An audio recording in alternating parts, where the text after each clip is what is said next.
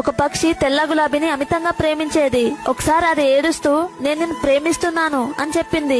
దానికి తెల్ల గులాబీ ఇలా చెప్పింది, నేను ఎప్పటి వరకైతే ఎర్రగా మారనో అప్పటి వరకు నాకెవ్వరి మీద ప్రేమ పుట్టదు అని అంటుంది. దానికి పక్షి అలా అనకు, నువ్వు లేకపోతే నేను బ్రతకలేను అని అంటుంది.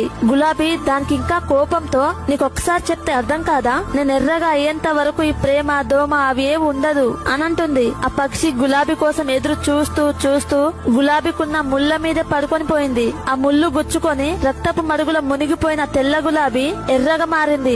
గులాబీ అంటుంది, ఇప్పుడు నేను నిన్ను ప్రేమిస్తాను అని అంటుంది. కానీ ఆ పక్షి అప్పటికే చనిపోయింది.